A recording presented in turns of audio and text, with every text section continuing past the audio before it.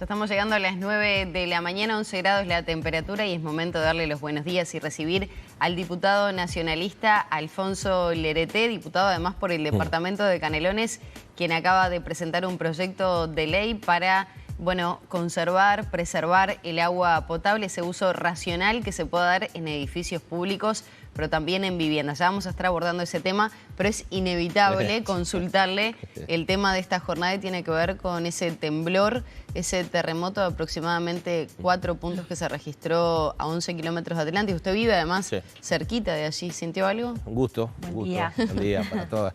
Realmente sobre esa hora que están reportando que presuntamente sucedió, 5:40 aproximadamente, nosotros que vivimos en Parque El Plata, allí nos despertamos.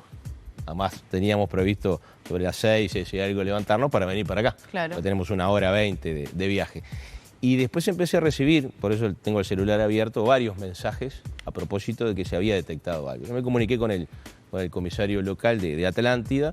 Él da cuenta que sí, que efectivamente recibió alguna llamada desde Cuchilla Alta hasta Atlántida, que allí hubiera sido un poco la sensación de que hubiera pasado algo, y me da cuenta de que ya ha recibido algún dato que se podría especular que quizás un factor vinculado con algo que haya pasado en Chile pueda haber tenido alguna repercusión también en nuestro país. Vengo leyendo también algunas crónicas que ya se están dando, donde aparentemente estaría confirmado. No hubo ninguna llamada en cuanto a incidencias. No. Nada. Daños, rotura de vidrios. Por lo menos hasta hace 5 minutos que nos comunicamos con el comisario, ¿verdad? Allí de Atlántida. Durante el día seguramente puedan surgir. Ahora, para nosotros sería una gran novedad porque por lo menos yo tengo 51 años de vida allí en el balneario en Parque Plata y nunca se dio una situación de esta naturaleza. ¿Verdad? Decir, no. Nunca vivimos. De esta naturaleza no, pero Uruguay registra actividades sísmicas. En esa zona no. No, pero sí en otros puntos del país y son prácticamente imperceptibles. Pero bueno, habrá que ver qué información hay en el correr de esta mañana de parte de geólogos, particularmente. Leda Sánchez ha expuesto algo a través de sus redes sociales. También está el otro tema que hablábamos, que ahora los equipos son más sensibles, y lo comentaba también Leda Sánchez en otros momentos. Quizá hace 20 años se dejaba pasar como debe haber sido un trueno, y uno ni siquiera pensaba que en realidad se trataba de un temblor que ahora sí se detecta hasta con los celulares. Algunos testimonios de vecinos que uno los recoge en las redes o en los mensajes daban cuenta de estruendo, ruido fuerte, trueno, máquina que quizás estaba alguien trabajando. Decía si era un camión que había chocado, Exacto. que había volcado, Tratando de dar explicación a lo que no se vio, pero se puede haber escuchado o percibido a través de alguna otra forma. Es decir, la verdad que no es fácil tampoco empezar a detectarlo, pero sí, venía leyendo la crónica de la geóloga que seguramente nos puede aproximar a dar más datos científicos sobre el tema. Exacto. Bueno, el tema que nos convoca hoy hace también a la realidad de lo que está ocurriendo en el área metropolitana, que afecta también al departamento de Canelones, y es esta presentación reciente de un proyecto de ley para el uso racional del agua potable, también ese manejo eficiente que se pueda realizar en edificios públicos y en viviendas. Es un proyecto de cuenta de 5 puntos. ¿A qué hace referencia concretamente? Porque tiene que ver además con una participación internacional que tuvo usted. Vamos al contexto, es decir, los uruguayos, y acá integro a todos los uruguayos, veíamos al agua como un recurso infinito. Y nos dimos cuenta con esta crisis de que es finito. Y por tanto, allí la sensibilidad tiene que ser otra, fundamentalmente en el manejo responsable del agua potable. Nosotros participamos en febrero de este año en la Asamblea Anual de Naciones Unidas, saneamiento y agua potable. Estamos hablando de los Objetivos de Desarrollo Sustentable que ha marcado, en este caso, Naciones Unidas. En el punto número 6, agua y saneamiento, allí Uruguay fue invitado, nosotros fuimos como primer vicepresidente de la Cámara de Representantes y expusimos la realidad uruguaya. Por un lado, todo lo vinculado con la iniciativa que tiene el gobierno de Uruguay en el marco del plan Neptuno-Arasatí, y por otro lado, las 61 localidades que se va a construir saneamiento en el interior del país. Y en ese sentido también planteamos la necesidad de que el mundo observara al Mercosur con el recurso más importante subterráneo, que es el acuífero guaraní, donde Brasil, Argentina tienen gran importancia porque su territorio pasa a Paraguay y el 5% le corresponde a Uruguay. Bueno, en ese sentido allí quedó marcado nuestro posicionamiento, pero también recibimos insumos, es decir, insumos de especialistas que estuvieron sugiriendo, a manera de decálogo, 10 iniciativas que la ponían a sugerencia de los países integrantes de la comunidad internacional para que se acercaran a los parlamentos. ¿Y qué hicimos nosotros? Lo acercamos a través de este proyecto de ley, sobre la base de 2 vertientes. La primera está vinculada con evitar el derroche de agua, ¿verdad? Y manejar los volúmenes adecuados de agua, porque en el caso de Uruguay es agua potable, ¿verdad? No es cualquiera, es agua potable, a los efectos de eficiencia por un lado, pero por el otro lado ponderar todo lo que nos está pasando en esta coyuntura. Y por el otro lado la reutilización o la utilización de aquella agua que se trata. Es decir, las aguas residuales que, por ejemplo, en un complejo de viviendas de Mevir en San Ramón, que se va a estar inaugurando seguramente sobre fin de año, el año próximo, pueda ser reutilizada con fines vinculados a la producción agrícola.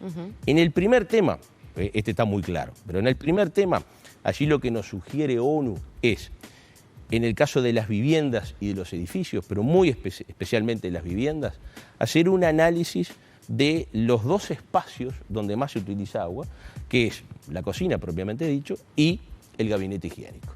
Y en este sentido, utilizar un nuevo sistema de grifería a los efectos de que de manejar los volúmenes de agua que se utilizan para la parte del lavamanos, para el dispensador allí donde está el inodoro, para la ducha, que ojo, Uruguay ya está empleando alguno de esos sistemas, pero lo está empleando de manera muy particular. Exactamente. Entonces, la idea que nosotros le manejamos a la Comisión de Ambiente, que ayer nos recibió en su seno y explicamos los detalles, es comenzar a realizar, pero con la más celeridad posible, por más que no es un tema inmediato, pero sí a mediano y largo plazo, las consultas pertinentes, porque esto hay que hablar con el Ministerio de Ambiente, con OCE, con MEVIR, con el Congreso Nacional de Intendentes, porque acá estamos hablando de que todas las intendencias tienen sus normativas urbanísticas y tienen sus normativas vinculadas con la construcción de las viviendas y todo lo que tiene que ver con la parte eléctrica, sanitaria, etcétera, y a partir de esa consulta ver la posibilidad de que estos 5 artículos que están allí planteados puedan ser aprobados. ¿Quién sería a cargo de lo que significaría el costo de cambiar, por ejemplo, todas las griferías en forma masiva y de todo lo que implica ese cambio en la matriz? Exacto, bien. Allí hay un análisis que la comisión propiamente dicho lo va a tener que dar.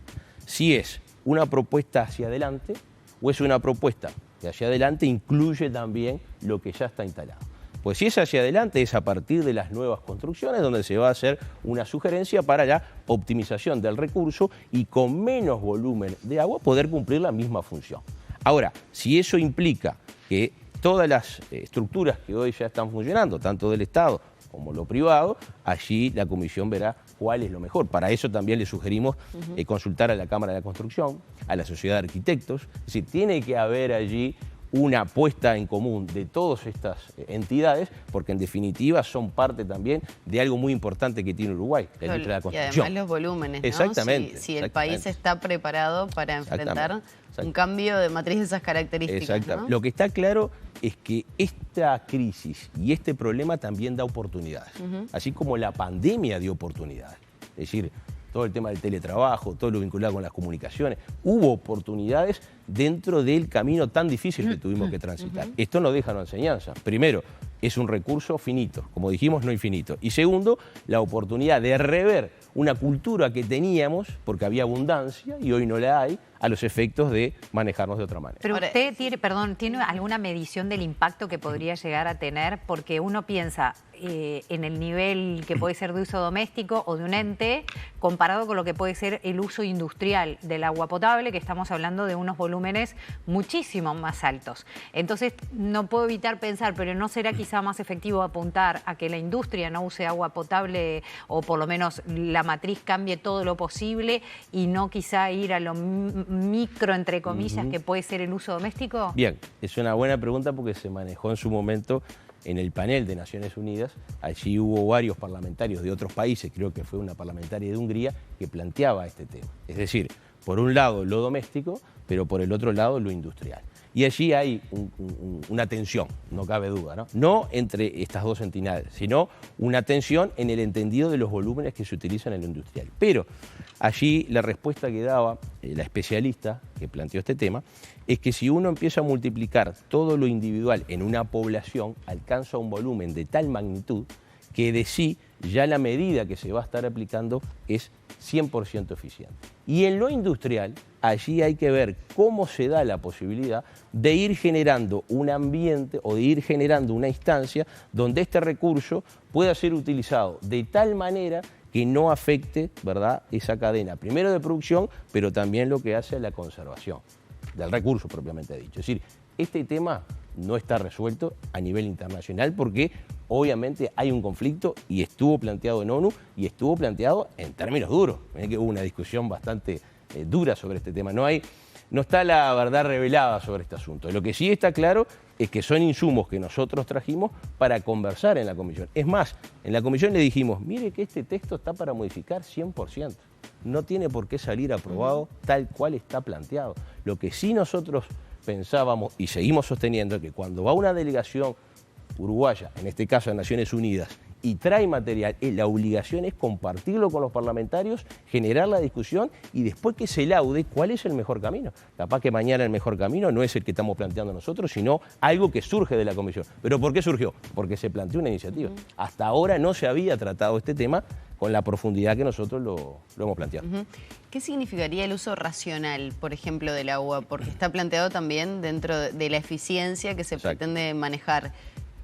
¿Cómo discriminaría dentro de los hogares ese uso? Bien, cuando se hacía la presentación en Naciones Unidas, la expositora que habló de los 10 pasos o 10 sugerencias a seguir, marcaba que los volúmenes que hoy se utilizan, por ejemplo, en lo que es la cisterna que evacúa para allí generar la acción de liberar 8, 10, estoy poniendo un ejemplo, ¿verdad?, litros de agua. Allí se podría mejorar lo que es ese sistema, donde hoy ya figuran, por ejemplo, 2 interruptores, ¿verdad? Claro. Es decir, hay cisternas que manejan 2 interruptores, pero ella lo llevaba también al tema de la ducha y lo llevaba también al tema de el lavamanos. Dice, esos 3 factores, aunque parezca mentira, decía la expositora, se puede generar un ahorro casi del 50%, manejó este número. Y puso el ejemplo de algunos colegios, ¿verdad?, donde, por ejemplo, son pequeños y dejan la canilla abierta. El agua que allí se derrocha, en realidad no se estaría derrochando porque se estaría alimentando también el sistema de cisterna, con la misma agua del lavamanos. Pero ¿qué sucede? Todo eso es parte de un cambio cultural, que no es un tema menor porque allí lo que se tiene que realizar, por sobre todas las cosas, es avanzar en este sistema que está por lo menos comprobado a nivel internacional que bajaría los volúmenes de utilización de agua, pero por sobre todas las cosas que nos da una alternativa para afrontar esta situación. Porque hoy, vamos a ser sinceros, cada vez que vamos nosotros al baño, ahora lo estamos corrigiendo por un tema de conciencia, cuando uno se va a lavar los dientes, deja el grifo abierto. No lo abre y lo cierra, deja abierto y circula. Ustedes eso lo multiplican por miles y miles de hogares y ahí empieza... Yo lo cierro. Bien. Desde hace mucho tiempo. No, pero porque también creo que, no sé, hay generaciones creo que cada vez son más conscientes de los recursos. Creo que los niños ayer en un móvil, una pequeña decía, yo quiero dibujar el planeta, el agua y no sé qué, porque son los temas que me importan, y tenía 4 o 5 años. Entonces hay otra conciencia y otra noción de los recursos, ¿no?, que tenemos, por lo menos me da esa Hace impresión. 30 años tirar un papel por la ventanilla del auto era normal. Hoy, entre comillas, ¿no?, es casi un delito, porque el niño le dice al padre, no, papá o no, mamá, eso no se debe hacer. Es decir, creo que allí el Estado uruguayo en todos los gobiernos ha ganado mucho, en todos los gobiernos. Lerete, me queda de nuevo, no sé si está incluido en el proyecto, porque uno piensa, sí, absolutamente de acuerdo, cerrar el agua cuando nos lavamos los dientes, etcétera, pero entonces, incluye también el tema caños rotos, incluye las cañerías que de repente uno dice, yo cierro la canilla, pero veo que en la esquina están saliendo litros y litros de agua, ¿durante cuánto tiempo? El tema saneamiento, porque uno dice, sí, el esfuerzo está bárbaro, pero ¿y después lo macro? Bien. En el artículo 4 de emplearse este nuevo sistema, allí lo que se pide es una campaña de concientización, en este caso a OCE, para que aplique los correctivos en los lugares que efectivamente se da esta situación anómala y también en aquellos lugares de que efectivamente ya es algo crónico, porque en algunos lugares es crónico, no pasa y permanentemente está la vertiente allí de agua. Que eso ha generado cierto sentimiento de vergüenza. Mire que hay mucha gente que a mí me envía mensajes de denuncias de estas situaciones, que nosotros las reportamos a OCE, y OCE ha bajado casi un 50% lo que es la fuga, ¿verdad? Esa fuga que antes pasaba y no generaba nada, hoy genera vergüenza. Genera vergüenza porque efectivamente estamos ante un problema. Pero el otro tema que usted planteaba, que para mí es muy importante, es la parte industrial.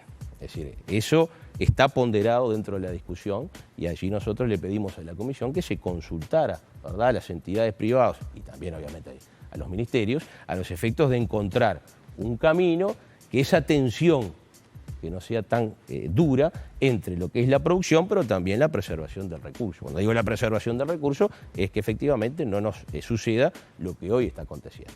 Lo que sí está claro, y lo quiero también, aprovecho este espacio para dejarlo también en evidencia, es que el gobierno, con todas las acciones que ha tomado, cuando digo que ha tomado me refiero de por lo menos 2 años a la fecha, ha generado el normal suministro de agua potable a todo el Uruguay. Hoy no se abre la canilla y no sale agua, hoy sale agua. Independientemente que acá en Montevideo se nota la salinidad.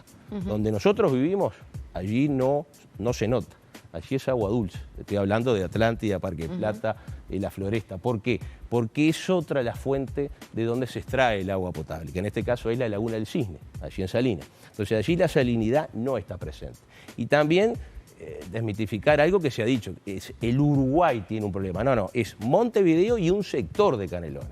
Usted va a 33, va a Rivera, va a Tacuarembó, va a Florida, no se da este problema. Por eso a mí me gusta focalizarlo en determinadas áreas, como reitero, Montevideo y parte de Canelones, porque si no se da la sensación de que estaríamos ante una situación caótica. Y en realidad no estamos ante una situación caótica. Siempre el gobierno y el presidente. Más de la mitad del país, ¿no? De la población del país. Pero no es todo el Uruguay. Porque se ha informado, no por parte de ustedes, pero sí la prensa internacional, que es todo el Uruguay. No. Es Montevideo, la capital, y un sector de Canelones. Yo le estoy diciendo que donde vivo no hay problema con la sal, el suministro es normal, no hay ningún tipo de problema. Es decir, así se alimenta desde otra fuente en este caso. Y otro tema que no es menor, que lo que ha llovido ha servido, pero no nos quedamos esperando que caiga agua del cielo. Por algo está la obra de San José, que ya se está avanzando para traer agua dulce del río San José. Por algo se está avanzando y ya se concluyó lo de Verastiquí. Por algo se sigue con el tema de Arasatí. Por algo lo dijo el otro día el gerente general de OCE. No se descarta y más que no se descarta, tenemos que construir también lo de Casupá. El gobierno en este sentido ha actuado bien. Yo diría muy bien. Se ha postergado bastante la represa de Casupá, ¿no? Ya ha tenido 2 aplazamientos. Pero vamos a ser bien claros. Si el gobierno del Frente Amplio hubiera hecho lo que tenía que hacer, la represa de Casupá no estaba funcionando hoy. Recién en el año 2025 no solucionaba los temas. Mire que yo tengo el cronograma de obra y eso es la pura verdad.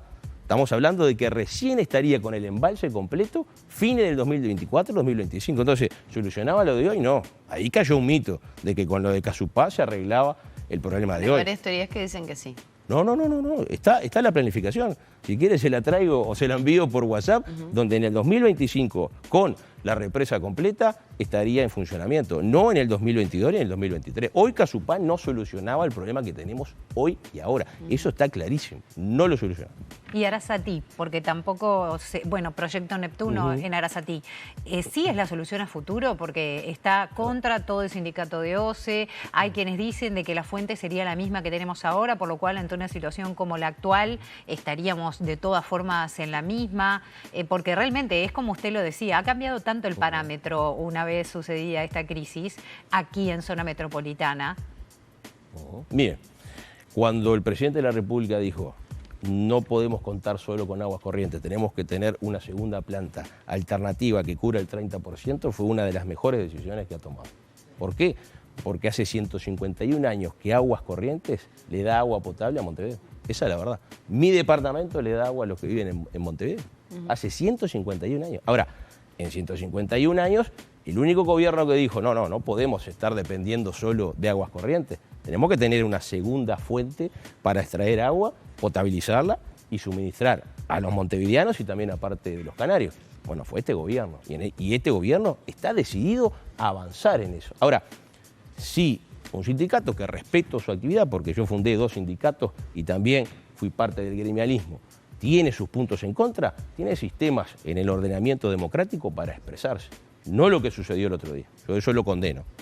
No lo que sucedió el otro día. Y también condeno, porque fui director de una de las empresas públicas cuando fui oposición en el periodo anterior, que el director de OCE no haya acompañado remitir todas las actuaciones a Fiscalía. Eso no es correcto. Lo puede hacer porque estamos obviamente en libertad y democracia, pero no comparto esa decisión. No comparto porque en definitiva tiene que dar todas las garantías el directorio, los 3 miembros, ¿para qué? Para que Fiscalía actúe. Allí no se está prejuzgando, se le está dando los elementos. Después Fiscalía actuará o no, inclusive con la investigación administrativa. Se tiene que investigar. ¿Cómo no se va a investigar?